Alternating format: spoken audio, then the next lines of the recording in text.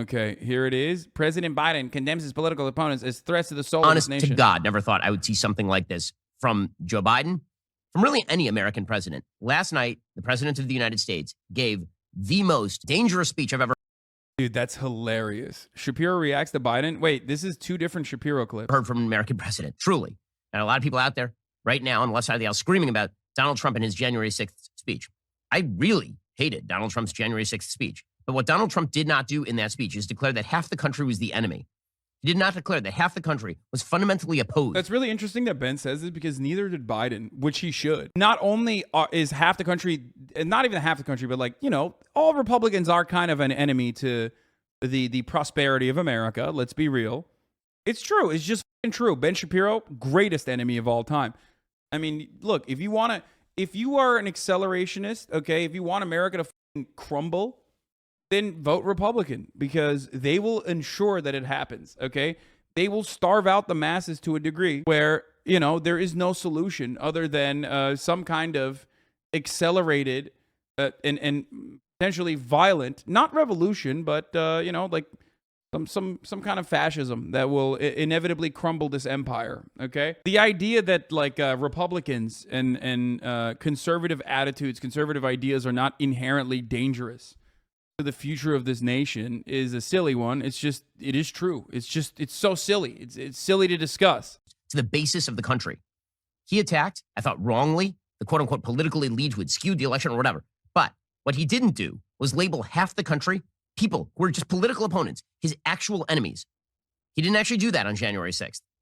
And when he talked about the press. But it wasn't as bad. It's like, dude, shut the up, dude. As the enemies of the people in all of this. The press went nuts. And I said he shouldn't have done that. But that was a talk about the press. That wasn't everybody who opposes my agenda deserves the back of the American hand. The president and all of this in the name of democracy. And I love when Ben Shapiro's like, I didn't like what Trump had to say on January 6th, which was a literal insurrection, a failed one, but still, that wasn't a great moment for Trump. But also, you know what's bad? When Biden said that guy and those actions are an inherent threat to American democracy. That is unacceptable. That's real fascism. And I think that Democrats, liberals in the media need to stop being libtards, okay? Just stop. Stop being a pathetic, sniveling coward. Just have some fucking backbone and decency. You cry about Trump being fascist for 4 fucking years. And then when Biden says, well, some of these MAGA Republicans are out of control, you don't even have the fucking decency to back that shit up. And you have to immediately hit the both sides are bad argument. Ben Shapiro should never have the right to get upset at someone for their inflammatory rhetoric. Openly saying that the Republican Party is out of control and constituting a legitimate threat to America is not the wrong thing to say. And if you want to be critical of Brandon in that situation, you should be critical of the reality that he didn't go far enough. He should be going way harder on these motherfuckers. Quality, it was insane. I want to begin with the image of the speech. This is going to be the takeaway image. Most people are not going to see the speech. Most people are not going to listen to the speech. There's going to be one takeaway image. Unfollowed. Presidential politics is all about image. It's all about imagistics. Whether you're talking about President Trump getting out of a helicopter and taking off his mask in the middle of COVID, or whether you are talking about Barack Obama standing on a giant stage flanked by the Greek Parthenon recreated in 2008.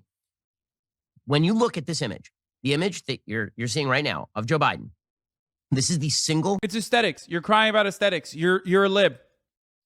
You're a lib. It's over. You're a lib. Everyone is a liberal. Look at that. Oh, look at the aesthetics of this. This is so damaging. This is so scary. It is a real picture. Yes. And what's funnier about this is that, like, yeah, aesthetically speaking, it does look wild. It looks like a Red Alert cutscene, right? It looks like a Command and Conquer cutscene. And I made this joke immediately last night when I saw it. But who gives a shit? It wasn't Trump's aesthetics that were offensive to me. It was his actions, okay?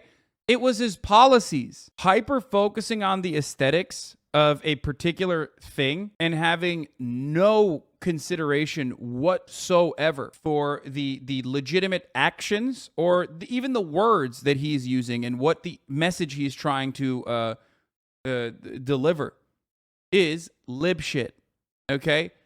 If you're focusing on this kind of shit and you are hyperventilating over like, oh my God, it looks so scary. Like, you're a bitch. You're a bitch. You're bitch made. Worst piece of presidential image making I have ever seen in my entire life.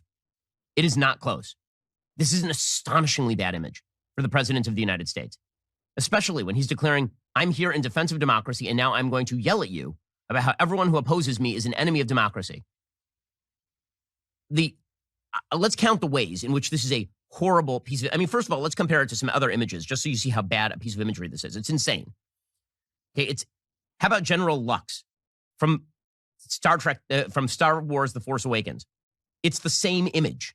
We're talking about the blood red background. We're talking about the dark outfit, the blood red background, and the people in the background are apparatchiks of the state. Okay, you are talking here about Dude, this is literally like the most soy, the most bugmen you could be, by the way. There is no more soy a moment than doing this, okay? This is just like my movies. This is just like my favorite movies. Oh my God. I mean, this is hyperventilating soy shit. Like, this is bat chesting, okay? I cannot think of a more soy moment than hyperventilating over the RGB used behind Biden in an otherwise inoffensive speech. Everyone in American political media is an MCU-loving, Funko Pop collecting liberal at the end of the day. Okay? You are what you hate. You are. You can't stop yourself, dude. You just can't. You are the same soy, okay? You are the same, like, soy! Oh! This is just like my movies! That's what he's doing. Straight fucking feelings over facts, guy. Straight up. Man in the High Castle, when John Smith is first introduced in the Vauxhall in New York. Oh my God. I mean, like, it's this sort of imagery. The people who constructed this image, that was not Photoshop, that picture of Joe Biden. Bro, you know what this is? You know what this is? This is literally the same as like liberals coming into my fucking stream and being like, did you see the rune shape? Did you see the rune shape that the CPAC convention hall had? That must be deliberate. I'm like, dude, do you fucking hear? Do you literally hear what they're saying? They're saying Nazi shit already. Okay? You don't need to like look at the fucking rune shape of the stage to be like, I wonder if these guys saying the 14 words are actually Nazis. I can't tell because there's a Nordic rune shape on the stage. They not photoshopped him. I mean, Scar from Lion King. It's insane. What are they doing? What are they doing? The answer, by the way, I mean, it's V for Vendetta. It is all the dictators that you have ever seen in film or on screen basically rolled into one and then wrapped into an image. What is his team doing? What is his team doing? Well, I think the answer is they're a very online team. The people who work for him, they spend all day on Twitter. And so over the past few weeks, there's been this idea that Dark Brandon is rising. Dark Brandon, of course, is that meme that originally started in China of Joe Biden. In China! Uh-huh. Yeah, doesn't that, you're owned. You're saying that, like, literally the Chinese government is afraid of Brandon, that they're saying he's like vicious. Sitting on a throne made of guns with his lit up eyes, backlit by flames. You know, he's evil. I think that his team was like, you know what? That was such a cool image, man. It went viral online. Let's just recreate that in real life. And so you end up with this. You end up with the actual picture of Joe Biden. Let's go back to the original. You end up with the actual picture of Joe Biden in this picture. Now, let me describe for people who are just listening what is in this picture. Joe Biden is standing at the podium. This is an upshot. I believe this is from Getty Images. He is screaming at the top of his lungs. He's gripping his fists up in the air. Behind him is Independence Hall, the site of the Declaration of Independence and the Constitution of the United States. Blood red. Blood red. And behind him are two American Marines who are in shadow, except for their white-gloved hands. And behind him, there's a pale light that looks like, because of the way this is lit, it looks like the throne room of the Emperor from Return of the Jedi. It's the worst piece of presidential image-making ever. Truly ever. I mean, imagine the sort of thought that had to go into this. And they're sitting around a room, they're like, what can we do to make the president really look cool? Well, what if we take a historic American site? You know, the site that it really is known for liberty and for democracy and legality. And what if we light it blood red? Blood red. And we put the president in front of the blood red. Oh my God, he's so fucking triggered, dude. Just call it out. Never address the aesthetics of the Brandon thing. Be like, it looks cool. Shut the fuck up. You're a dumb bitch. And call out how these guys are hyperventilating over this. Dude, he's like quaking in his fucking boots. What do you think he's going to do, man? He's 900 years old. What do you think he's going to do? He's going to kill you? Is that what you think? Site. So it'll be red and black, like the fascist color pattern. Let's do that. And then what if we... Red and black. Dude, okay, first of all, red and black, not the fascist color pattern. Red and black would be, they're not... Why is he not doing the red is for communism shit? That would be way cooler if he did that, I think. Actually front light him so he looks angry and demonic against that backdrop. And then what if we put a couple of Marines behind him to look like military force is what is backing him? This is a taxpayer-sponsored event, by the way. You paid for this. So Joe Biden gave a speech, and the speech was designed to attack all of his political opponents and treat them as enemies of the state. That's what this... Bro, Trump literally campaigned as the president. Like, he did campaign stops regularly, okay? You cannot say this. That is crazy, okay? He set the stage. What the fuck are you talking about? Speech was designed to do. I think in a very cynical way, because Joe Biden basically gave you two messages. One, everyone who opposes me is an enemy of the state. And two, violence is wrong. The basic idea here is to raise the temperature. I think this is more likely to result in acts of violence that Joe Biden is then going to use as a case to run in 2022 and 2024. I mean, this is extraordinarily dark stuff. Okay, we haven't even gotten to the content of the speech. Just the imagery alone is extraordinary. Really dark, really creepy, really fascistic. And man, there's a reason that satanic, demonic, and pure evil were all trending on Twitter last night because... Oh my God. Man, oh man. It was trending on Twitter. People were saying he's demonic. Soy. It was trending on Twitter. Soy. Man, the imagery associated with the speech. And you know what? It fits well within the rhetoric of the speech too. Because what Joe Biden said last night is, as I say, the most dangerous thing I have seen an American president say about half the country ever. That's the most dangerous thing he's ever heard an American president say, by the way. Is this what not having a legitimate argument looks like? Yes. This is exactly what not having a legitimate argument looks like. But also, he is now 6 minutes in, okay? We're beyond the halfway point in this video. Now he's finally going to fucking say something about the speech itself, right? About the components of the speech. Except there's not really anything you can pick apart in that speech as well. So he's just going to say like, oh, it's so dangerous, it's the most divisive. Republicans have claimed that the Democrats have always been divisive for a very long time. Even under the Trump administration, they did that. It's just cry bullying, okay? That's it. Biden is divisive because he said that all Republicans are bad. Meanwhile, he didn't even say that. He just said that Trumpism is a dangerous form. We want a good Republican Party. We want a strong Republican Party. We want a fucking Republican Party that cares about America, but just has a difference in opinion, which is stupid because that Republican Party has never existed. Conservatives do not care about, good shit. Ever in my life. And I'm sure there are times, maybe, before that in American history. We'll look at it in a second. I was born in 1984, so I can only tell you what I have seen since 1984. The President of the United States going out there and saying that the half of the country that disagrees with, he has a 38% approval rating, half the country, more than half, that disagrees with him, that these are people who are associated with... Bro, Trump had a fucking sub 30 when he literally gassed protesters to go hold up an upside down Bible outside of a fucking church. Like, what are you talking about?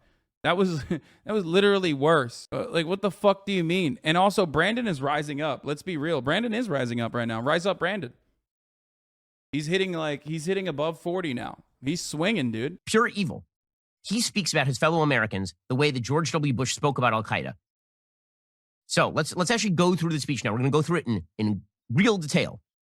I want him to speak in his own words. It's amazing. So this thing opens. Remember, it's a taxpayer-sponsored event, which means he's using all of the power of the office. This geriatric dotard. He's using all the power of the office, including taxpayer dollars, and all the imagery of traditional American republicanism, small r republicanism, in order to prop up a demagogic piece of fascistic speech-making. So here he was at the very beginning, and Jill is walking him out to the podium because he now needs to be walked from place to place as our president. And here's what it sounded and looked like. Wait, why are they? I mean, this doesn't look that. He's just walking normal. What the fuck? So there he is. I mean, he can barely walk. She's leading him out there. Wait, what? If this doesn't feel like the death of the republic to you, I don't know what would. He's in. Wait, what? Bro, come on. What are you doing? Ben, what are you doing, bro? There's so much better shit. There's so much better shit to do. Bro, this dude is dying, okay? He is literally like a walking corpse. Why did you use the one time you found him actually walking normally, dude? What the fuck? He's on camera, walking weirdly all the time. This is the one instance where he's like walking normally. He's like, look at him. He's dying. Doesn't feel like the death of the republic to you. I don't know what would. He's in front of Independence Hall. He can barely raise his hand to wave. Okay, and then she ushers him to the podium, and he moves her off, and then he begins. I feel like the Daily Wire will be filing bankruptcy in the next half decade. Oh, fuck, that'd be so sick. Fuck yeah. To speak. So he starts off. Except this motherfucker's worth like $100 million or some shit, for the record. I mean, the Daily Wire is like caked up.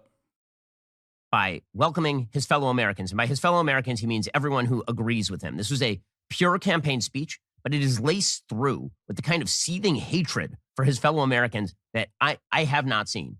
Truly, it's despicable. Here's the President of the United States, Captain Unity over here. My fellow Americans, I speak to you tonight from sacred ground in America. Independence Hall in Philadelphia, Pennsylvania.